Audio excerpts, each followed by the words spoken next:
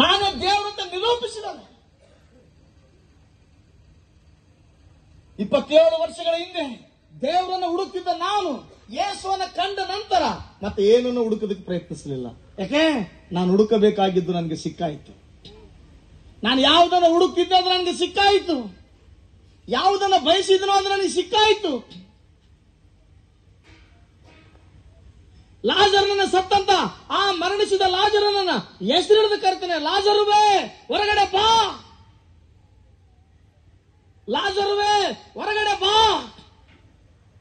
ನಿಂತದ್ದವ್ರಿಗೆ ಏನಾಗಿರ್ಬೋದು, ಬೇತಾನ್ಯದಾಗಿರೋ ಊರವರಿಗೆಲ್ಲ ಏನಪ್ಪಾ ಆಯ್ತಾ, ಸತ್ತನ 4 ದಿನ ಆಗತ್ತೆ, 4 ದಿನ ಆಗತ್ತೆ, ಮರಣಿಸಿ ಎಷ್ಟು ದಿನ ಆಗತ್ತೆ, 4 ದಿನ ಆಗತ್ತೆ. ಸತ್ತ 4 ದಿನ ಆದ್ಮೇಲೆ ಲಾಜರ್ ಬಾ ಅಂತ ಕರೀತಾನಲ್ಲ, ಇದು ಹೆಂಗ ಸಾಧ್ಯ? ಬೈಬಲಿಗೆ ಹೇಳ್ತತೆ, ಯೇಸುವಿನ ಸ್ವರ ಕೇಳಿದ ಕ್ಷಣ ಮಾತ್ರದಲ್ಲಿ ಎಣ ಅಲಗಾಡಿತಂತ, ಎದ್ದು ನಿಂತು ಹೊರಗೆ ಬರ್ತದಂತ. ಅವಾಗ ಯೇಸು ಹೇಳ್ತಾನೆ, ಆತನಿಗೆ ಕಟ್ಟಲ್ಪಟ್ಟ ಎಲ್ಲಾ ಕಟ್ಟುಗಳನ್ನು ಬಿಚ್ಚಿರಿ ಅಂತ ಹೇಳ್ತಾನೆ. 4 ದಿನಗಳಾದ ಮೇಲೆ ಬೈ ಒಲೆಗೆ ಬಂದು ಯೇಸುವಿನ ನಾಮದಲ್ಲಿ ಹೊರಗೆ ಬಂದು ಜಗತ್ತಿಗೆ ಸಾಕ್ಷಿಯಾಗಿ ನಿಲ್ತಾನೆ. ಇಗೋ ನಾನು ಸತ್ತೆ, ಇಗೋ ನಾನು ಬದುಕಿದೆ. ಅದಕ್ಕಾಗಿ ಇಲ್ಲಿ ನೆರೆದು ಬಂದ ದೇವರ ಮಕ್ಕಳೇ, ನೀವು ನಂಬಿರೋದು ಸಾಮಾನ್ಯ ವ್ಯಕ್ತಿನಲ್ಲ, ಯಾವುದೋ ವಸ್ತುಗಳಲ್ಲ, ಯಾವುದೋ ಒಂದು ಇದಲ್ಲ.